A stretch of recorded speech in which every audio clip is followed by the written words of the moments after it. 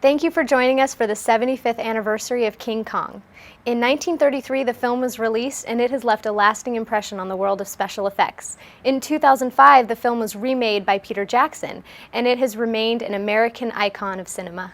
Today, we will be talking to animator Ray Harryhausen, head of RKO Pictures Ted Hartley, and film historian Bob Burns. Stick around while we celebrate 75 years of King Kong.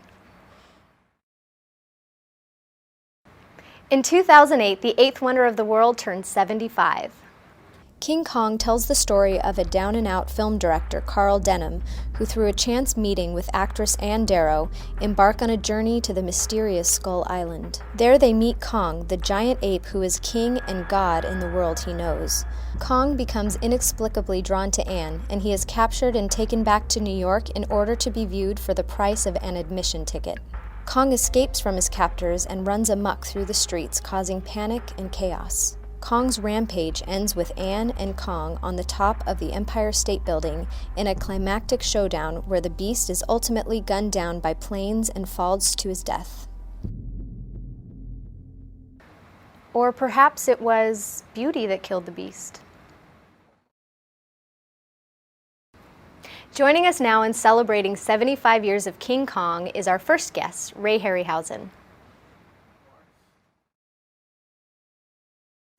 Joining us in celebrating 75 years of King Kong, my guest tonight is Ray Harryhausen, a pioneer and legend in the world of stop motion effects and creature animation. Ray saw King Kong in its initial release in 1933.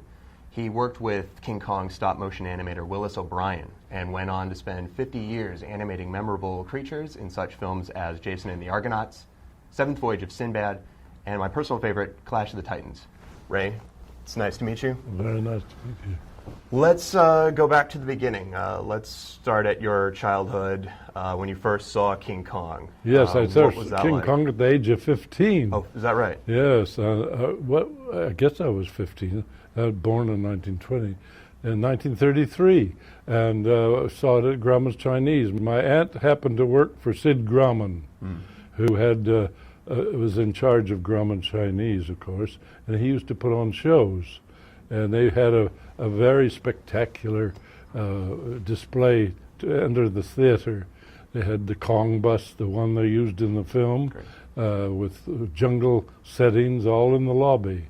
And then they had pink flamingos strutting around. It was very lavish in those days for a picture of this nature. And then you went in and saw about an hour stage show, which would be in the tradition of the Kong period. And then finally the picture came on. And when I came out of the theater, I haven't been the same since. Now, it was Willis O'Brien who was stop motion animator on King Kong. How did the two of you get together, and in what capacity did you work together? I first met Willis O'Brien through a school mate of mine. We were in study hall, and we're supposed to be studying for the next lesson in high school. And I looked up, and here this woman across the way had a big book with illustrations from King Kong, and I almost blew my top. So after the study period was over, I went over and introduced myself and told her how I was interested in stop motion animation. I'd learned over the years since King Kong, and that her father had worked with Willis O'Brien, and that he was at MGM preparing a film called War Eagles. And so she said, why don't you call him up and tell him of your interest? Because very few people were interested in stop motion at that time. And so it took me 2 or 3 days to get the courage to call him up. I called him up at MGM, and he kindly invited me to come over to his office and see the preparation. And I brought a suitcase full of my models that I had made at that time, and showed him some of them, particularly a Stegosaurus. And his first advice, he said, you better take anatomy, because Stegosauruses have muscles in their legs, and your Stegosaurus looks like legs look like sausages. Right. So I took classes in anatomy and life drawing, and now my creatures mostly look like Arnold Schwarzenegger. We see in a lot of your films, like in Jason and the Argonauts, the creatures are interacting with the actors on film. That's correct. How did you achieve that technique? Well, of course, I run the piece with the actors on it on a little moviola. And sometimes, if there's like a sword fight, you have to count the frames so that when the actor stops his sword in a certain place, there's an animated character to meet it. So that all has to be done by looking through the camera. And sometimes you have to walk back to the camera and look to see if you're lined up properly. But most everything you've seen on all 16 films except for Clash of the Titans was done by myself, alone. I never liked to work with people because I got discouraged they try to discourage you from an idea. And we had a schedule to meet because fantasy wasn't very popular in those days. So we had a very tight schedule, and they wouldn't invest much money in projects such as animation because it's in the hands of just a few people or one person. So that became a problem. So I preferred to work alone, and fortunately I met Charles Schneer, and I did everything on my own, away from the studio, because I didn't want to get involved with the union problem. Now, how did you plan for certain animations? What references did you have for some of the creatures? Were these storyboarded? Did you look at real life? Well, we had to do a lot of research. I had to do a lot of research, particularly in the case of Medusa, for example. Medusa, all the research I did on looking at the classic concepts of Medusa was just a pretty-faced woman with snakes in her hair. Well, that wouldn't suit the script we had developed. So I made her as ugly as possible, and fortunately I had everything that I seemed to bring in was accepted by Charles Schneer in the studio, and I wanted to give her a snake's body so I wouldn't have to animate gossamer gowns, because to animate clothing is very difficult. And that's why we used to work with creatures on the loose, like the Beast from 20,000 Fathoms destroyed New York, and the Flying Saucers destroyed Washington, and the Emir, which didn't have clothes, destroyed Rome. Yeah. I made new ruins among the old. Right.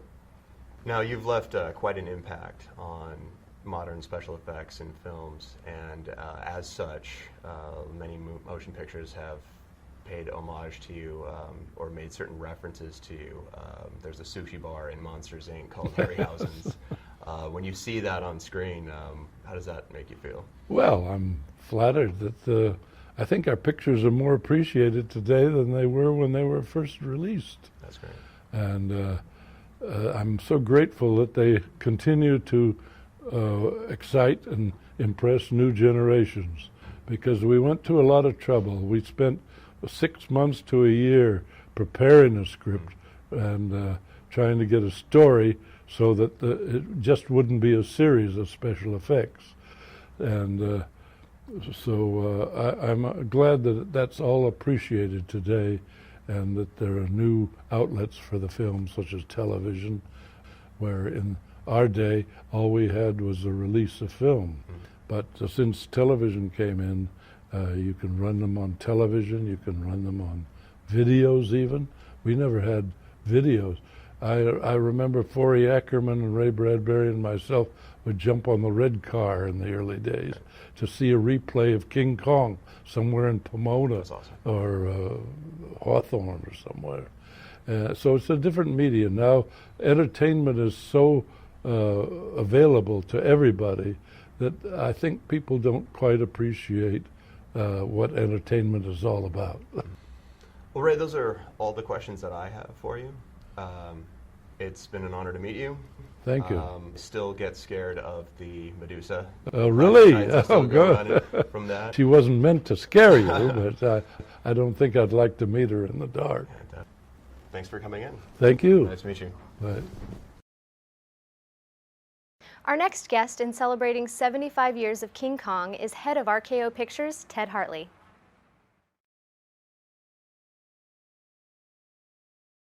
Joining us celebrating 75 years of King Kong, my guest tonight is Ted Hartley.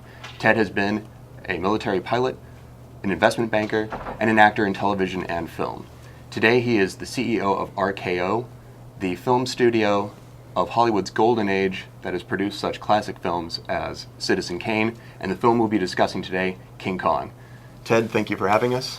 It's good to meet you. Love being on screen. All right. That's the favorite part. Now, it's been your studio that produced the original King Kong in 1933. Since then, what has been the movie's significance? RKO was always considered the little big studio. It tended to take on new ideas, the Fred Astaire, Ginger Rogers idea.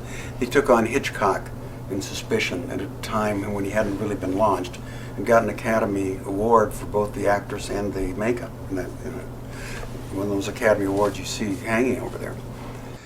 The thing that RKO did and that I admire a lot, and we're going back to where we are now, is that they would specialize for a while in one particular kind of movie, play it all the way through, and then convert that to something else. Something wonderful and came along, and a guy who was basically a creative guy without a particular job around the studio, whom I'm sure you know about, came along and said, I think you ought to just specialize, let me specialize for you in one particular kind of genre.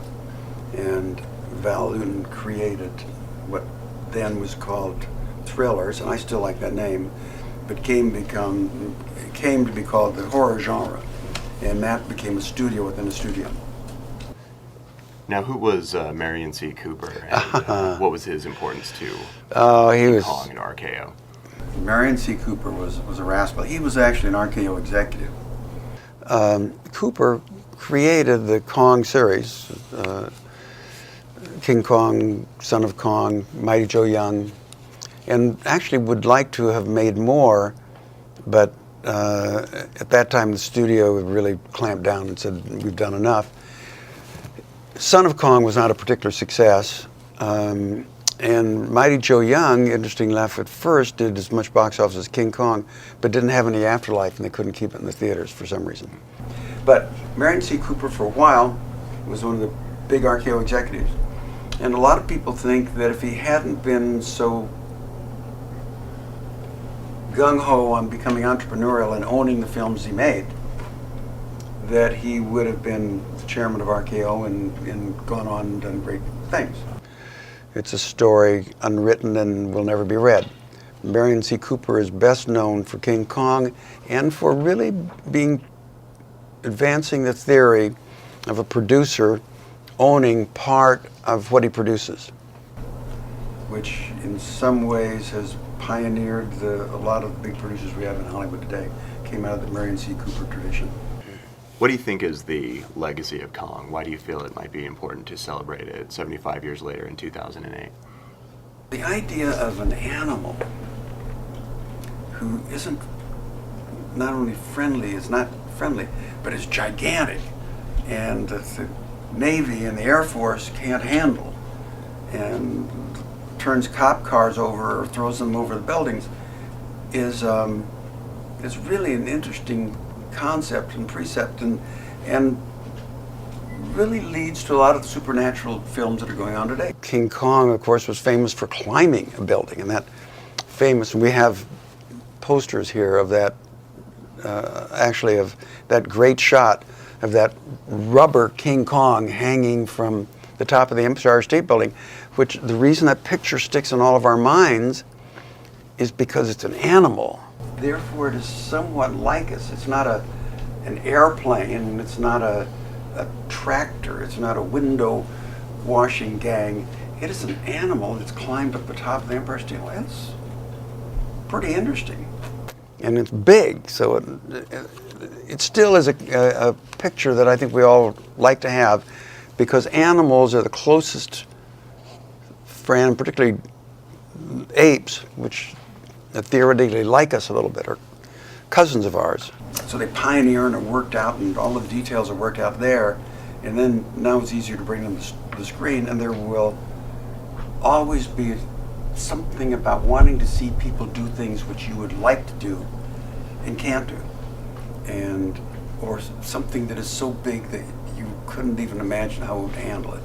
So that whole supersized threat, I think, will always have appealed to children and the children within us. We'll continue to enjoy Kong and RKO Pictures, and thank you for letting us here. Privilege being Thanks very here. much. Nice to meet you. You got great things coming out of it. Kong was the introduction, and now we're going to the new studio as it's emerging. Thank you so much. Great. Thank you. Joining me today is Bob Burns, who has had a long career in the movie industry. He also has a museum that is filled with movie collectibles, including the original King Kong armature. It's nice to have you here today. Thank you. It's a pleasure. What are your recollections of seeing King Kong for the first time? First time I saw Kong was 1947, and I was absolutely mesmerized. I mean, I was just, you know, as a 12-year-old kid seeing something like this, having no idea how it was done, had no idea if it was a guy in a suit, if it was a real gorilla. I didn't know. I had no idea.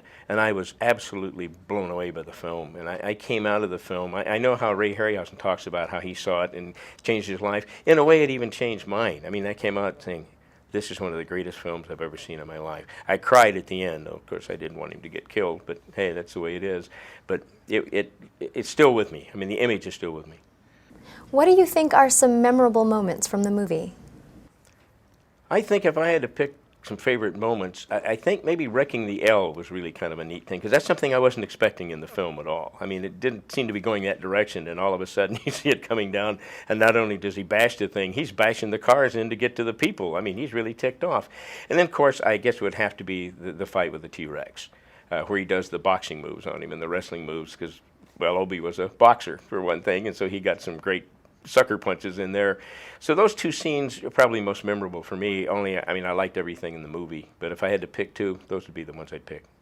Can you describe the climate of America in 1933? Well, you got to remember, in 1933, the Depression was on. A lot of people walking around in the food lines and no work, anything. And then this film comes out, King Kong. Now, what is that name? Nobody knew what that name was. You know, the eighth wonder of the world. What the heck is that? You know, well, people went to it as an escapist thing. I think they just wanted to see a movie. They wanted to get away from things, and they had never seen a film like this ever. I mean, there was Lost World in 1925, but that was dinosaurs. That was a completely different thing than this. I don't think people knew what they were going to see when they saw this. They had no idea, because their advertising was kind of vague. They didn't put a whole lot out there. I mean, you saw the drawings of Kong and stuff, but you still couldn't get the scope and the size. And when you first see him, of how large he was and all this stuff, I think it was a phenomenon. I mean, the people, word of mouth had to spread all over the place. And it became an immediate hit, because here it's the Depression, people aren't feeling too good, but you see this film that takes you into another land, I mean, all the way around. Now, you still end up in New York, but that's okay. But I think with me, it's the kind of thing, if I would have seen that in 1933, it would, I mean, it had to blow people's minds, I'm sure. They walked out of the theater, one thing knowing, had no idea how was this done, but just the idea, this is Beauty and the Beast, the best it can possibly be. Why has the film held up after 75 years? King Kong is a film that's 75 years old now, and it's still as popular today as it was 75 years ago. I think the reasons for that are many, actually. One thing, it was a spectacle to see. It was a romance film in one way. It was a horror film in another way, fantasy film. I mean, it had all of the elements. You know, Beauty and the Beast has always been a good thing to do, you know, in stories. And it had all of those elements. It had everything. And it's the kind of film that sticks with you. Once you've seen the film, you never forget it. It's still an icon, and will be 100 years. When it's a 100-year anniversary, King Kong is still going to be around. Tell me about this King Kong armature. How was it constructed, and how did you acquire it? This guy, the Kong armature, they made two for the film. This is the one that survived, and it was covered with sponge rubber, because they didn't have foam rubber in those days, sponge rubber and rabbit fur, brown rabbit fur. He still moves around, and you think they had to do this one frame at a time. I marvel at that they can do it. I mean, like, oh, for instance, he's going to turn his head. You do hear, you click a shot. Another one, you click a shot. 24 frames a second. You got to move this guy. But this armature is really unique for what it is. I mean, every piece moves, every finger moves. It's an amazing piece. And it's just a wonderful sculpture by itself. It looks like some sort of sculpture thing. But it's how I came by it is this most amazing story. It's something that it would never happen today. Well, I don't know. Maybe never happen again. I don't know. Phil Kellison was a good friend of mine. Worked over at CPC or Cascade Pictures. Used to do a lot of commercials. They did film work too. Well, they were going to do Jack the Giant Killer. They needed armatures. They couldn't afford really to buy any. They heard RKO had a bunch of armatures from Kong and other stuff they had. They were willing to sell them just to get rid of them. And they had a box, and this box, when he opened it up, happened to contain this guy with still what was left of the Son of Kong fur on him. He was starting to look pretty shot. And he found, my God, this is King Kong. This is him. Well, what they did in actuality with this, he saw this, he said, this puppet's not being destroyed for anything. It can't be. Now, he did have it cleaned off because it was rotting so bad it smelled like burnt automobile tires, and it would stick to you when you picked it up. It was awful. So he had it steam cleaned to get it all off of there. Bill Malone bought Robbie the Robot from him. So I went out to help him pick it up because I was the only one who had a wagon big enough to hold him. While we were there, we're looking around in this immense storage area. I see Kong sitting there. Got back, I called Phil immediately. I found him. He's there. He called the guy. The guy, first of all, said, I think he's mistaken. Well, then I said, well, I got Bill Malone as a witness. Well, then the guy owned up to it, said, I want to do another museum up in Oregon. Can I keep him? Phil says, no. I want him back here tomorrow, or I report him stolen, and I know where it is. Well, begrudgingly, he brought it back. Phil called me over and said, well, here he is. And I said, yeah, he's so cool. And he said, he's your responsibility now. You found him. He'd been lost for 3 years. We might have never seen him again, ever. He said, so you're the guy to take care of him. That's how I ended up with Kong. So will you come back for the 100th anniversary? I would be glad to come back for the 100th anniversary, if I'm still here. If I'm not, I'll still come back. Thank you so much for being here for the 75th anniversary of King Kong. My pleasure. My pleasure. I always like to talk about Kong.